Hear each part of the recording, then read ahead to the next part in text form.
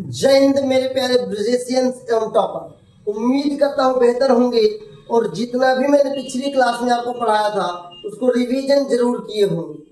साथ ही पिछली क्लास में मैंने आपको समझाया था एक्सरसाइज 3.1 से पहले मतलब कि चैप्टर 3 का इंट्रोडक्शन दिया था। साथ ही मैंने बताया था एक्सरसाइज 3.1 में जो हम लोग पढ़ने वाले हैं उसको सिखाया था मैंने। और आज इस क्लास में हम लोग क्वेश्चन नंबर 2 और 3 का सॉल्यूशन देखेंगे बहुत विधिवत तरीके से। तो यदि आप लोग के पास समय की कमी है तो इस क्लास को बाद में देखिएगा, समय है तो कॉपी निकाल लीजिए, पेन निकाल लीजिए और बुक रख लीजिए अपने पास। और एनसीईआरटी मैथमेटिक्स को हम लोग फॉलो कर रहे हैं। मैंने आपसे वादा किया है एनसीईआरटी मैथमेटिक्स से ही सारे सवाल आने वाले हैं, इस बात को याद रखिए। ये आपने मुझ पर बिलीव किया है, विश्वास किया है, तो मैं आपके इस विश्वास को ऐसे टूटने नहीं दूंगा। और मेरी 100% गारंटी है कि जो मैं पढ़ाऊंगा उससे जरूर आएगा और जो भी बताऊंगा उससे आएगा। साथ ही एनसीईआरटी से बाहर कुछ भी नहीं आने वाला है। चाहे इतनी विश्वास के संग मैं इस चीजों को क्यों कह पा रहा हूँ, क्योंकि मेरे प्यारे साथियों आप सभी को पता है कि जो यूपी बोर्ड ही नहीं, जितने भी साथियों जहाँ पर भी एनसीईआरटी लागू है वहाँ पर सारे पेपर सारे सिलेबस किसके द्वारा आते हैं, एनसीईआरटी के अकॉर्डिंग आते हैं। और एनसीईआरटी की बुक्स बहुत ही इंपॉर्टेंट है आप सभी के लिए, आपकी बेसिक तैयारी करने के लिए और आपको एडवांस तक ले जाने के लिए वो बुक्स बहुत ही इंपॉर्टेंट है। तो क्लास 10th में अगर आप मैथ को अच्छा करना चाहते हैं, अच्छे नंबर लाना चाहते हैं तो कॉन्सेप्ट को सीखिए और मैथमेटिक्स एनसीईआरटी के बुक्स को फॉलो करिए। उससे आगे कुछ नहीं, उससे बाहर कुछ नहीं। ओके, तो आइए शुरू कर दें आज इस क्लास। सबसे पहली बात, जो क्वेश्चन हम लोग हल करने जा रहे कहाँ कहाँ आ सकता है। साथियों एक नंबर के प्रश्न में भी पूछा जा सकता है। जो मैंने पिछली क्लास में कॉन्सेप्ट बताया था, अगर उसे आपने नहीं देखा है तो पहले उसे देख लो, तब इस क्लास को देखोगे और ज्यादा समझ में आएगा। वो कॉन्सेप्ट आपके एक नंबर में पूछे जा सकते हैं। ये क्वेश्चंस भी कभी कभी एक नंबर में आ जाते हैं, कभी कभी 2 नंबर में आ जाते हैं। ओके, तो सवाल कितने नंबर का है वो पेपर में पता चलता है, लेकिन कॉन्सेप्ट यही रहेगा। चलिए हल करना प्रारंभ करते हैं। ध्यान से देखिएगा, हल में सबसे पहले अगर हम ले रहे हैं, ध्यान से देखिएगा, सारी चीजें आज क्लियर होगी आपकी। ओके, अगर मैं आपको यहां से कहूं कि हल करना है पहला वाला, तो पहले से लिख लूं 5x - 4y + 8 = 0 और 7x + 6y - 9 = 0। मैंने पिछली क्लास में मैंने आपको बताया था कहां से किस समीकरण से क्या लिया जाएगा। तो हम लोग इसको समीकरण 1 मान लेते हैं, इसको समीकरण 2 मान लेते हैं। Equation first and equation second. अब इक्वेशन फर्स्ट से a1 b1 c1 का मान निकलेगा और इक्वेशन सेकंड से a2 b2 c2 का मान निकलेगा। तो आइए हल करते हैं। ध्यान देखिए, लिखेंगे समीकरण 1 व 2 से। क्या हमने 1 और 2 से देखा, वहां से a1 का मान हमने देखा 5, b1 का मान हमने क्या देखा मेरे प्यारे साथियों, b1 का मान कितना होगा -4। याद रखिएगा यहाँ पर जो डिजिट हो रहा है, डिजिट के संग जो साइन होगा, साइन लेना वेरी इंपॉर्टेंट है। c1 का मान जो होगा वो 8 होगा। चलिए यहाँ पर यहाँ देखेंगे a2 का मान कितना होगा मेरे प्यारे साथियों, 7 होगा। b2 का मान कितना होगा, 6 होगा और c2 का मान कितना होगा, -8 होगा। ध्यान दीजिएगा, अब हम क्या निकालेंगे, हम निकालेंगे a1/a2। a1/a2 कितना है, 5/7 हो जाएगा। अगर हम b1/b2 निकालेंगे मेरे प्यारे साथियों क्या होगा, -4 और 6। इसे रिड्यूस करेंगे तो 2/3 आएगा, लेकिन रिड्यूस करने से कोई मतलब अभी बनेगा नहीं, तो हम इसे रिड्यूस नहीं करते। ध्यान दीजिएगा, जो मैं आपको समझाने जा रहा हूं वेरी इंपॉर्टेंट है आपके लिए। इसे हम काट देते हैं, कुछ समय के लिए काटेंगे फिर भी काम नहीं चलने वाला। आगे देखिए, c1/c2 का निकालता हूं 8/-9। ध्यान से देखिएगा, थोड़ा सा एनालिसिस करके देखते हैं, क्या a1/a2 b1/b2 के बराबर है जी नहीं, क्या b1/b2 c1/c2 के बराबर है जी नहीं, मतलब कोई भी मान आपस में बराबर नहीं है।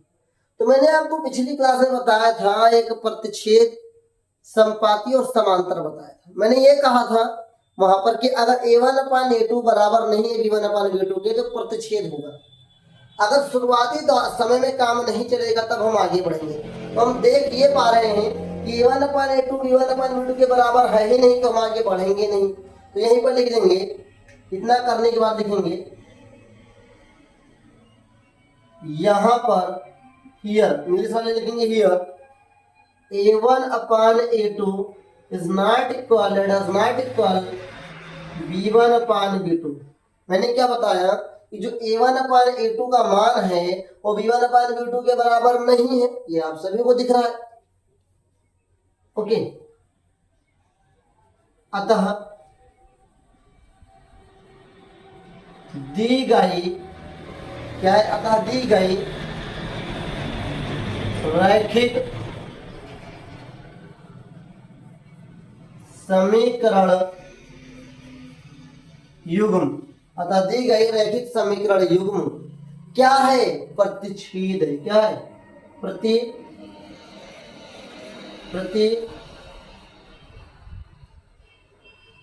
है। उम्मीद करता हूं ये आपको समझ में जरूर आया होगा। इसमें कोई डाउट, कोई शिकवा, कोई शिकायत कमेंट करके बताओ मेरे प्यारे साथी।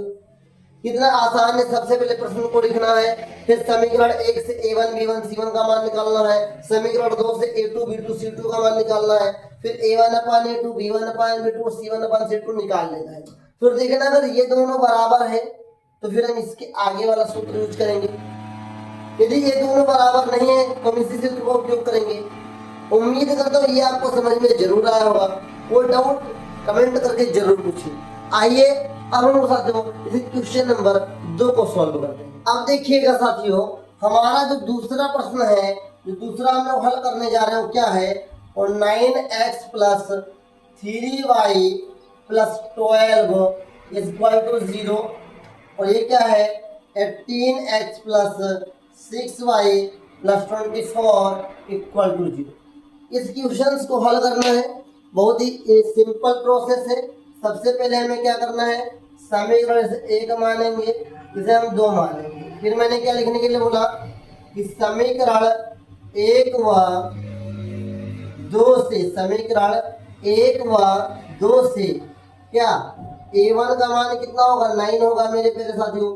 b1 का मान कितना होगा, 3 होगा मेरे प्यारे साथियों। c1 का मान कितना होगा, 12 होगा। ओके, इसके बाद a2 का मान कितना होगा, 18 होगा।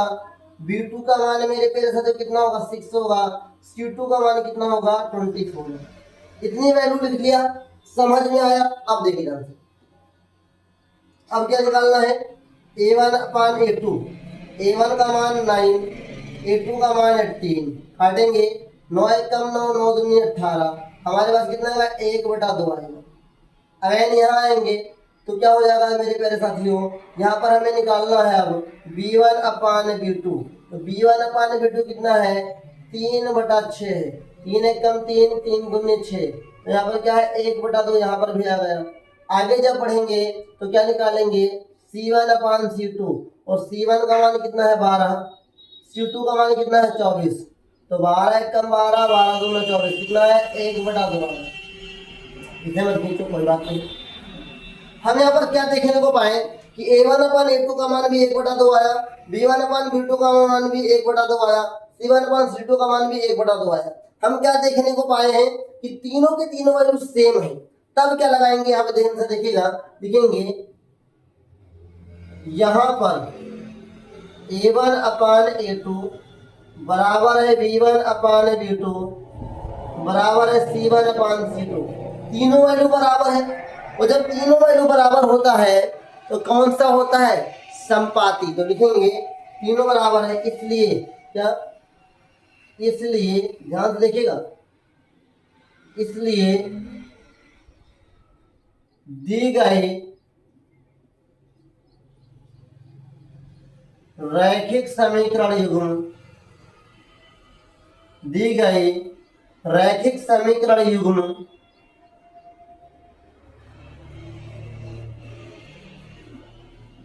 संपाती है। ओके, उम्मीद करता हूं ये आपको समझ में जरूर आया होगा। ऐसे मैंने किया, मैंने इक्वेशंस लिख लिए, उसको मान लिया। फिर समीकरण 1 से मैंने a1 b1 c1 का मान निकाला, समीकरण 2 से भी a2 b2 c2 का मान निकाला। उसके बाद मैंने क्या किया, a1 अपान a2 निकाला तो सॉल्व किया, 1/2 आया। b1 अपान b2 सॉल्व किया, 1/2 आया। c1 अपान c2 सॉल्व किया, 1/2 आया।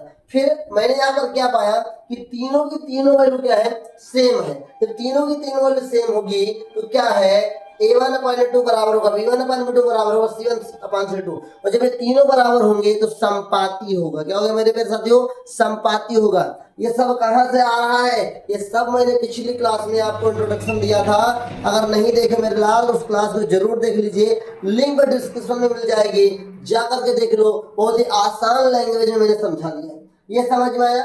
तो अभी तक साथ हम कितने प्रश्न को सॉल्व कर चुके हैं, टिक कर देंगे। पहला हो गया है और दूसरा हो चुका है, तीसरा अब हम लोग करने जा रहे हैं। कोई डाउट नहीं होना चाहिए। बस करना क्या है, इस पूरी क्लास को देखने के बाद मेरे साथियों एक बार रिवीजन आपको जरूर करना चाहिए। ओके, आइए आगे बढ़ते हैं।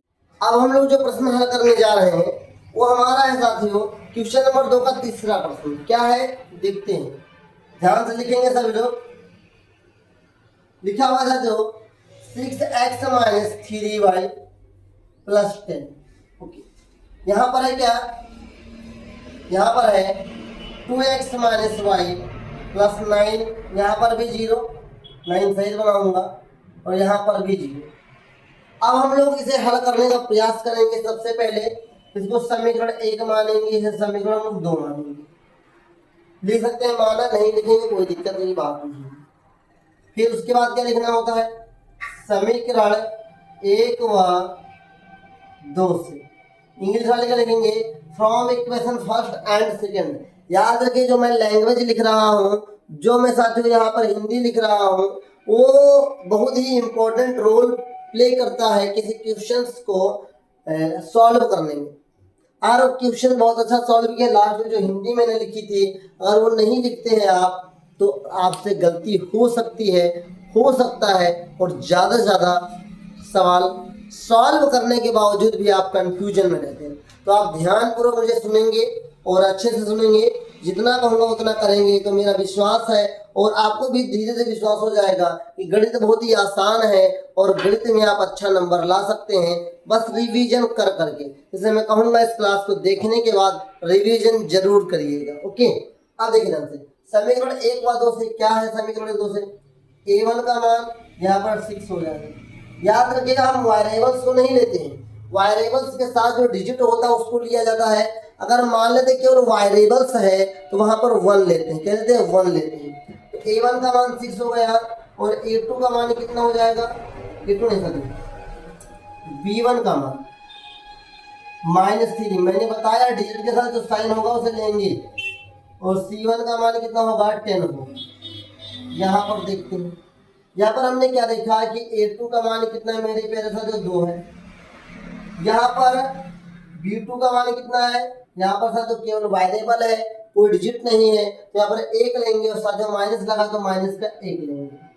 और यहाँ पर साथियों c2 जो है वो क्या है, 9।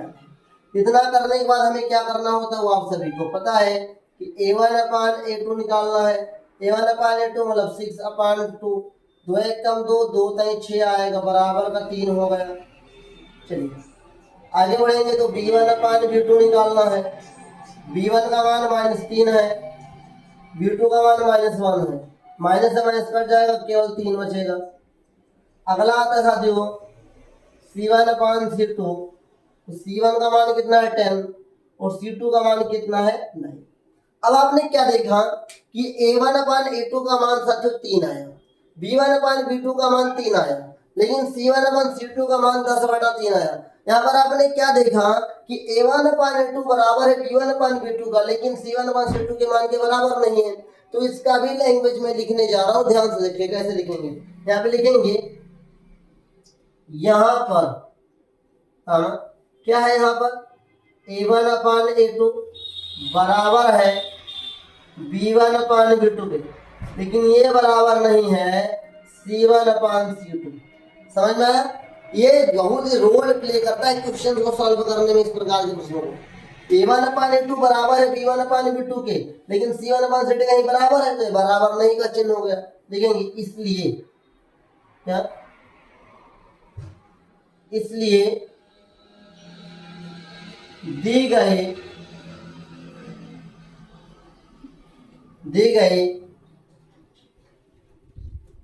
रैखिक समीकरण युग्म, दी गई रैखिक समीकरण युग्म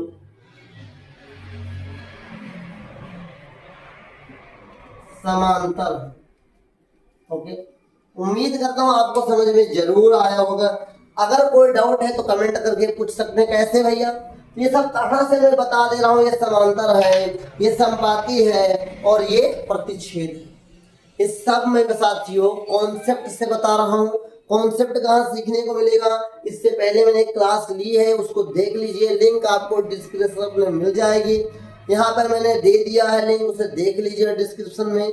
अच्छी तरीके से तैयारी कर लीजिए। अगर आपका बेसिक कंप्लीट होगा तभी आप किसी क्वेश्चंस को हल कर सकते हैं। एक चीज मैं और बताना चाहूंगा, इससे पहले जब आप पहले की बात करी जाए तो इसी चैप्टर में रैखिक समीकरण को ग्राफ विधि से हल करने के लिए आता था, लेकिन अब वो सिलेबस से हटा दिया गया है, केवल सिंपल चीजें रह गई हैं।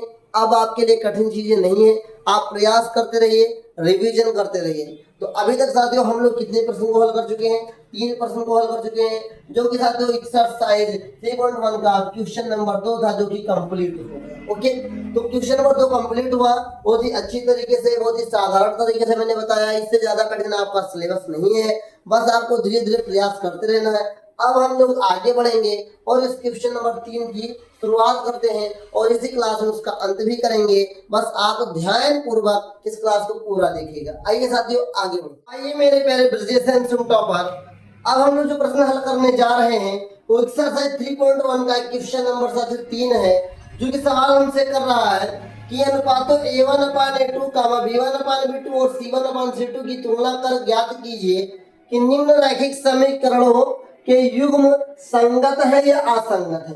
पिछली सवाल जो था, इससे पहले वाला सवाल था, उसे प्रतिच्छेद, संपाती और समांतर बताना था। अब हमें इस सवाल में बताना है संगत है कि असंगत है। तो मेरे प्यारे साथियों संगत असंगत है प्रतिच्छेद, संपाती और समांतर के बाद ही आता है।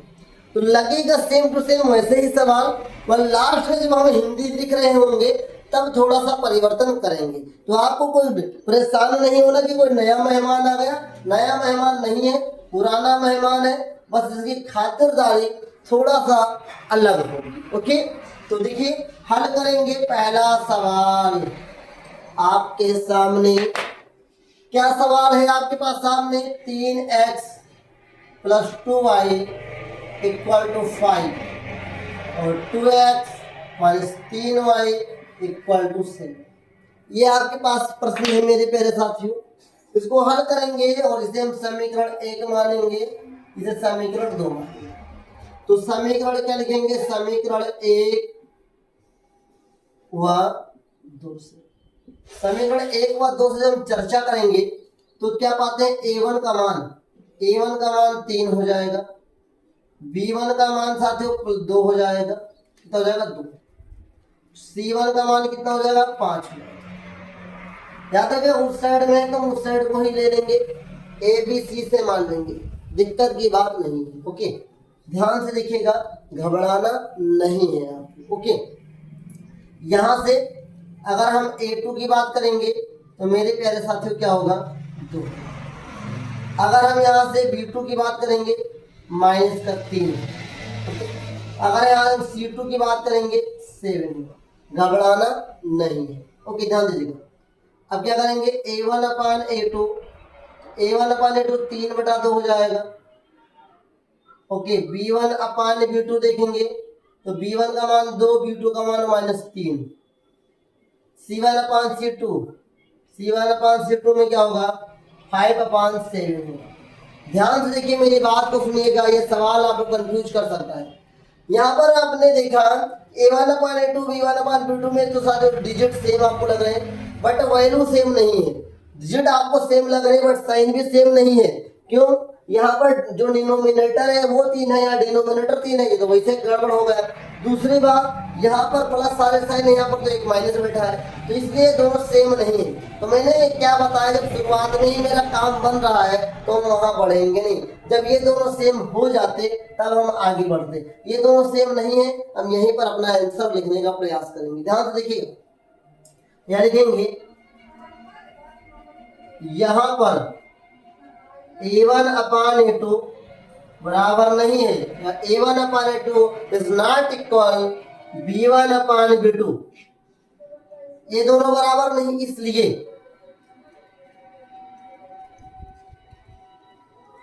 इसलिए ये अतः लिख सकते हैं। क्या लिख सकते हैं? इसलिए दोनों सही, इसलिए दी गए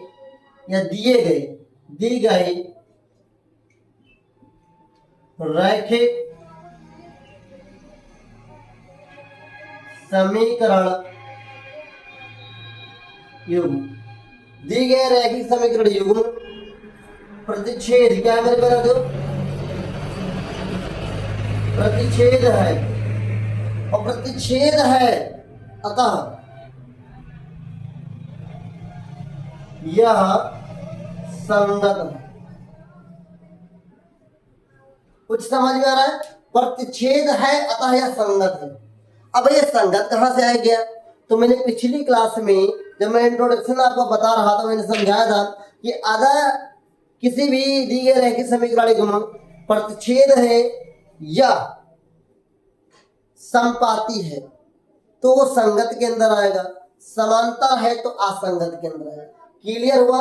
अगर दी गए रेखा समीकरण युग्म क्या है मेरे प्यारे साथियों, क्या है? प्रतिच्छेद है या समपाती है तो संगत होगा। यहाँ पर साथियों क्या था? प्रतिच्छेद है अतः यह संगत है। उम्मीद करता हूँ ये समझ में आएगा। संगत को इंग्लिश में क्या कहते हैं, प्रतिच्छेद को क्या कहते हैं, ये सब मैंने पहली क्लास में बता के रखा है, वहां से जाकर देख लीजिए। क्योंकि इंट्रोडक्शन अगर आप नहीं देखेंगे हर एक सवाल हर एक स्टेप में आपको कंफ्यूजन हो सकता है, इसलिए उस क्लास को जरूर देखिए। आइए इसके अगले क्रम में हम लोग बढ़ते हैं, और मैंने एक सवाल हल कर लिया है, यहाँ पर टिक लगा देंगे और आगे बढ़ेंगे अगले सवाल की। हम लोग साथियों इस प्रश्न को हल करते हैं। क्या लिखा हुआ है? दूसरा प्रश्न है हमारे पास हिसाब से 2x - 3y = 8 और 4x - 6y = 9। इसे हल करते हैं। हम क्या मानेंगे? इसे समीकरण 1 मानेंगे, इसे समीकरण नंबर 2 मानेंगे। फिर लिखेंगे यहाँ से समीकरण 1 व 2 से। जब समीकरण 1 व 2 से हल करेंगे तो हम क्या पाएंगे? a1 बराबर साथियों 2, b1 बराबर -3 और यहाँ पर c1 बराबर 8 हो जाएगा। यहाँ पर देखेंगे a2 बराबर 4, b2 बराबर -6, c2 बराबर 9। इतना तो अब आपको समझ में आने लगा होगा। फिर आगे क्या करता है? आगे a1/a2, a1/a2 क्या है? 2/4 काटेंगे, 2 × 1 = 2, 2 दूनी 4 बराबर में 1/2 आ गया। आगे देखिए b1/b2 हमने क्या देखा? -3/-6, ये माइनस माइनस तो कैंसिल हो ही जाएगा, साथ में 3 × 1 = 3, 3 दूनी 6, क्या देखा? 1/2। आगे बढ़ा तो c1/c2 भी हमें मिला। c1 का मान 8 पाया हमने और c2 का मान हमने 9 पाया। अब आपको क्या देखने को मिल रहा है? देखने को ये मिल रहा है a1/a2 बराबर है b1/b2 के, दोनों की वैल्यू सेम है। लेकिन जब c1/c2 की वैल्यू सेम नहीं है, जब सेम नहीं है तो मैंने क्या करना है अब आपको समझ में आने लगा होगा। अब यहाँ पे लिखेंगे यहाँ पर a1/a2 बराबर है b1/b2 के, बट नॉट इक्वल c1/c2। समझ में आ रहा है? a1/a2 बराबर है b1/b2 के, लेकिन c1/c2 के बराबर नहीं है। इसलिए क्या? इसलिए दी गए रैखिक समीकरण युग्म क्या है? समांतर। क्या है? समांतर। समझ में आया? अगर शुरुआत के 2 बराबर लास्ट के बराबर है तो क्या होगा? देखिए रैखिक समीकरण युग्म क्या है? बराबर है। अतः यह असंगत है, अतः यह असंगत। उम्मीद करता हूँ समझ में आ रहा होगा कि संगत की पहचान कैसे करेंगे, असंगत की कैसे पहचान करेंगे। लेकिन अगर अभी तक आप लोगों ने इससे पहले वाली क्लास, इंट्रोडक्शन क्लास को नहीं देखा है, तो मैं आपको रिक्वेस्ट करूंगा, आपसे रिक्वेस्ट करूंगा कि भले इस क्लास को पूरा देख ले, लेकिन उसके बाद उस क्लास को जरूर देखिएगा। बिकॉज क्योंकि उस क्लास में मैंने बहुत सारे कॉन्सेप्ट को क्लियर किया है, जो कि आपके कई सारे सवाल में काम आएंगे, ऑब्जेक्टिव में काम आने वाले। इसलिए उस क्लास को मिस मत करिएगा, छोड़िएगा नहीं, इसको जरूर देखिएगा। तो अभी तक साथियों हम लोग 2 प्रश्नों को हल कर चुके हैं, बाकी के 3 प्रश्नों को भी हम ऐसे हल करते जाएंगे और नई चीजों को सीखते जाएंगे। अभी तक कोई डाउट कमेंट करके पूछ लीजिए, और आइए इसी क्रम में हम लोग आगे बढ़ते हैं। अब आइए मेरे प्यारे साथियों, इस प्रश्न को हल करने जा रहे हैं, जो 3 नंबर का प्रश्न है। देखने में थोड़ा सा आपको दिक्कत करेगा, लेकिन नहीं दिक्कत करने देंगे कि हम आपके साथ हैं। ध्यान से देखिएगा। पहले तीसरा नंबर सवाल है, पहला समीकरण है आपके पास 3/2x plus 5/3y equal to 7। तो इस प्रश्न को ऐसे नहीं जाने देंगे, इसको पहले हम सही इक्वेशन में लेकर जाएंगे। कैसे? 3 त्रिका 9, 3 3 जा 9x प्लस 5 2 जा 10y, 3 2 जा 6 इक्वल टू 7। अपान में 1 मानेंगे, क्रॉस मल्टीप्लाई करेंगे। 9 1 जा 9, 9x प्लस 10y और 7 6 जा 46। ध्यान दीजिएगा, 7 6 जा 42 होता है। अभी इक्वेशन फर्स्ट हो जाएगा अपना, और यहाँ पर ध्यान देने वाली बात है,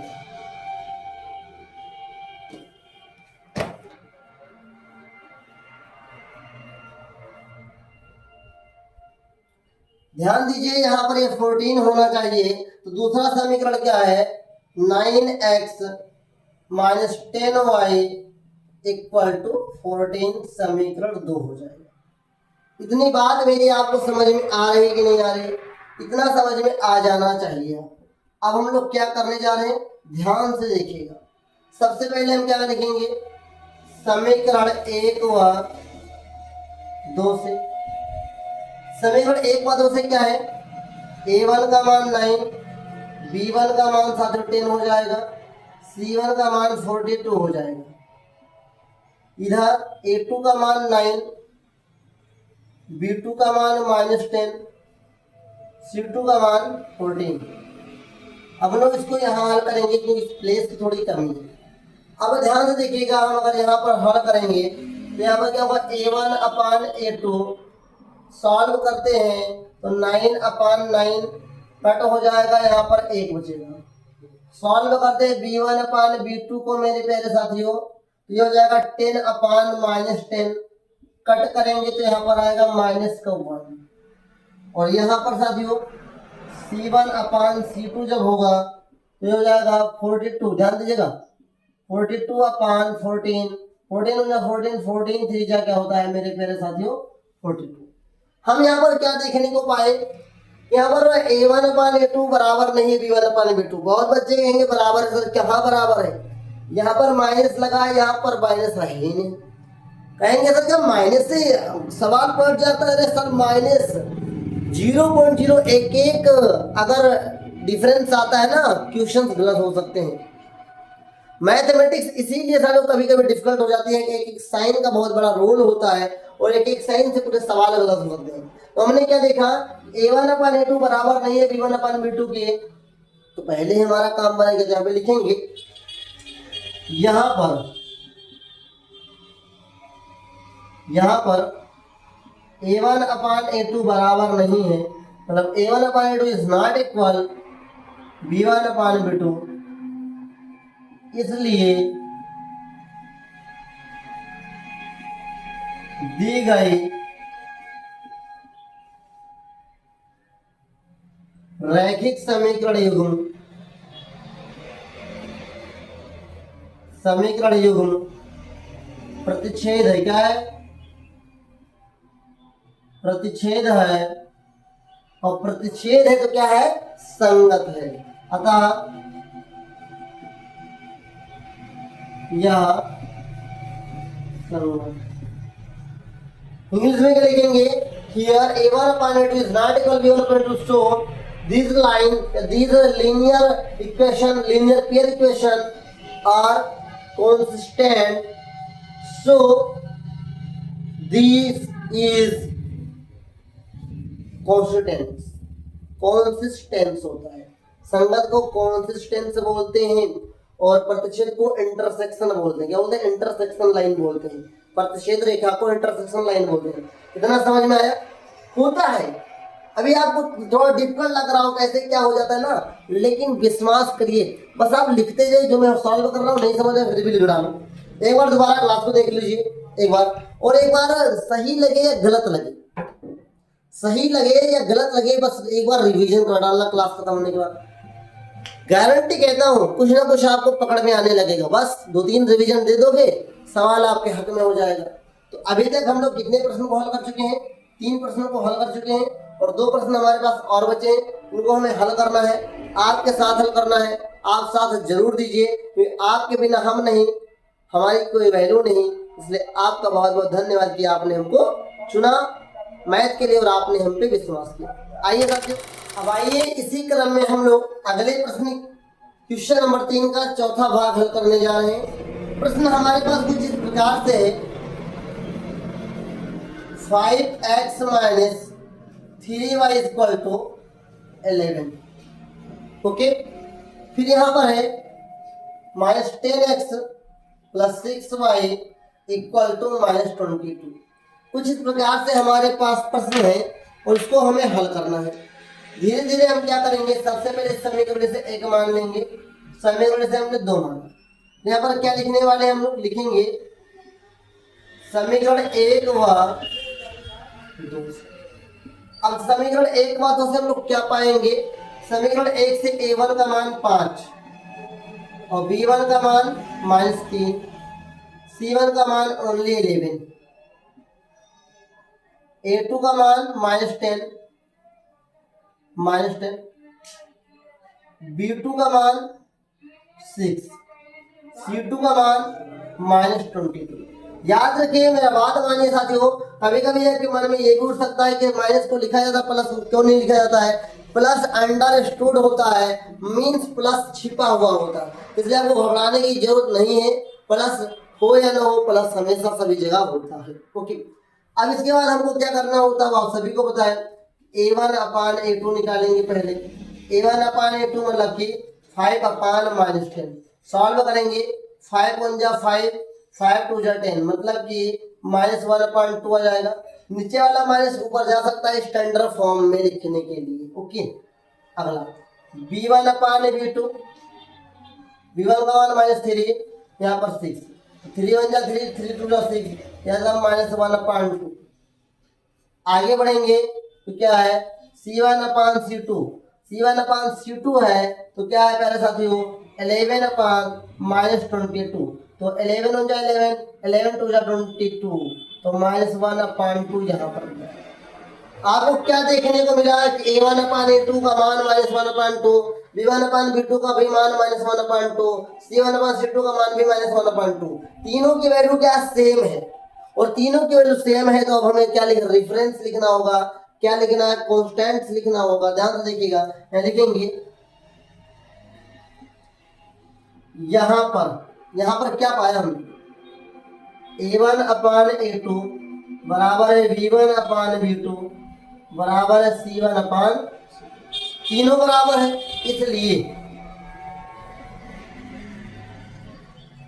इसलिए दी गए रैखिक समीकरण युग्म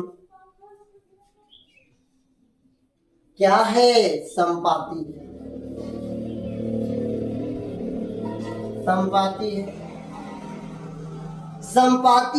तब क्या है, अतः यह संगत है। Okay, any problem? मेरी बात आपको समझ में आई?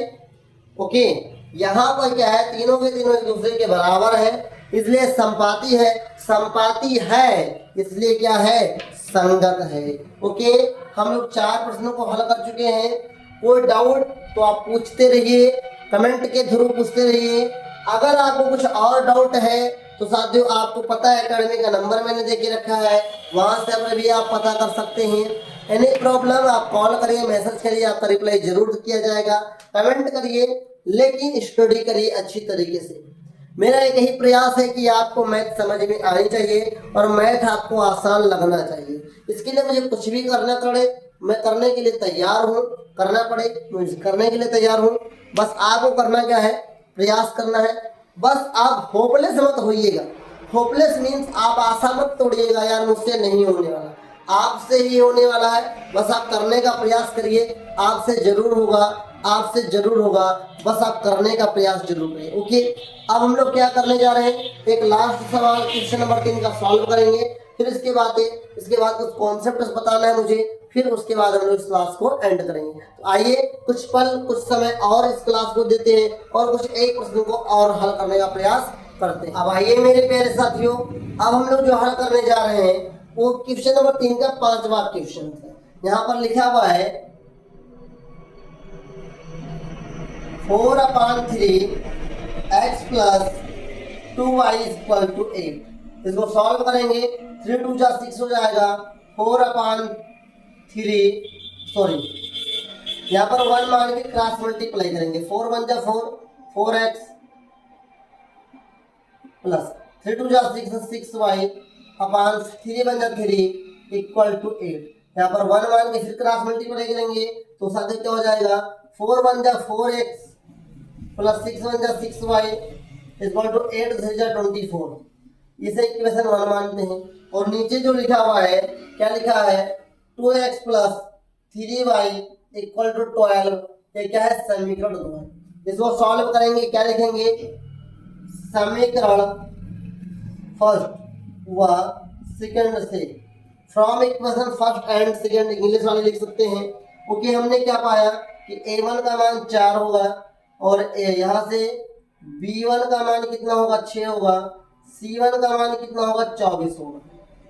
आगे बढ़ेंगे, यहाँ पर नीचे वाले पे आएंगे तो यहाँ पर b1 का मान कितना हमने पाया, 2 पाया, और b1 नहीं था, गलती हो गई, a2 होना चाहिए। और यहाँ पर b2 का मान 3 होगा और यहाँ पर c2 का मान 12 होगा। इसके बाद हम इसके आगे यहाँ पर सॉल्व करेंगे। हमें यहाँ पर इसके आगे क्या करना होता है, इसके आगे हमें a1/a2 b1/b2 निकालना होता है। a1 का मान कितना है, 4 है मेरे प्यारे साथियों। a2 का मान कितना है, 2। सॉल्व करेंगे, 2 1 जा 2, 2 2 जा 4, तो कितना आया, 2 आया। आगे यहाँ पर b1/b2, b1 का मान कितना है मेरे प्यारे साथियों, 6, b2 का मान कितना है, 3, 3 एकम 3, 3 दूनी 6 बराबर का 2 आया। यहाँ पर देखिए c1/c2 निकालेंगे, c1/c2, तो सही से लिख दें, c1 का मान कितना है, 24 है, c2 का मान कितना है, 12, तो 12 एकम 12, 12 दूना 24, तो बराबर का ये 2 है। आपने क्या देखा कि a1/a2 भी 2 है, b1/b2 भी 2 है और c1/c2 भी 2 है। तीनों की तीनों वैल्यू कितनी है, 2 है। मेरे पहले साथ तो याद रखिए, जब तीनों की तीनों वैल्यू सेम होगी तो मैंने जो एक को आपको जो एक रूल बताया उसके माध्यम से चलेंगे। यहाँ लिखेंगे, यहाँ पर ध्यान दीजिएगा, यहाँ पर a1/a2 बराबर है b1/b2 बराबर है c1/c2। तीनों की तीनों वैल्यू बराबर है। जब तीनों की तीनों वैल्यू बराबर होगी तो क्या होगा, यहाँ पे लिखेंगे इसलिए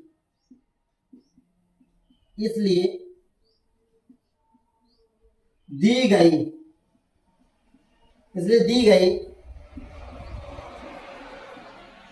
रैखिक समीकरण युग्म समपाती है। क्या है, समपाती है।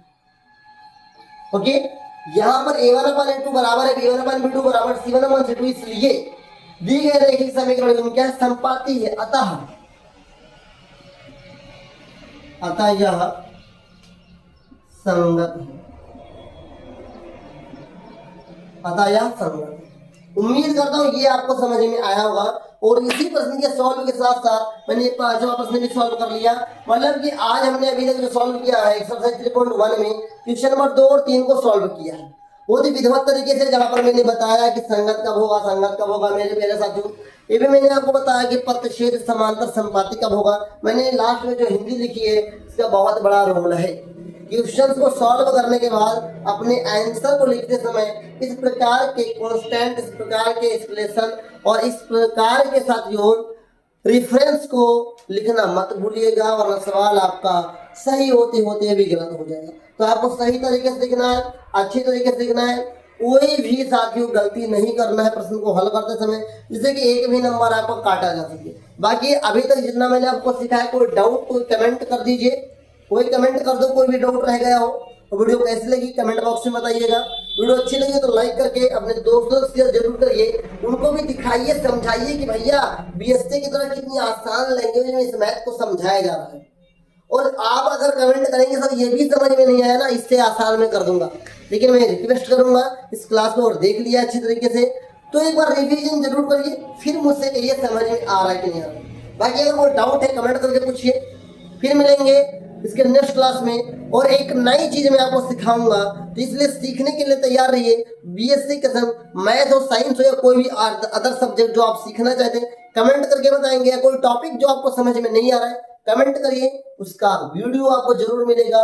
बहुत ही बेहतरीन टॉपिक, बेहतरीन लैंग्वेज, बेहतरीन एक्सप्लेनेशन, जिससे कि आपको सीधे समझ में आ जाए। तो मिलेंगे नेक्स्ट क्लास में। जय हिंद, वंदे मातरम साथियों।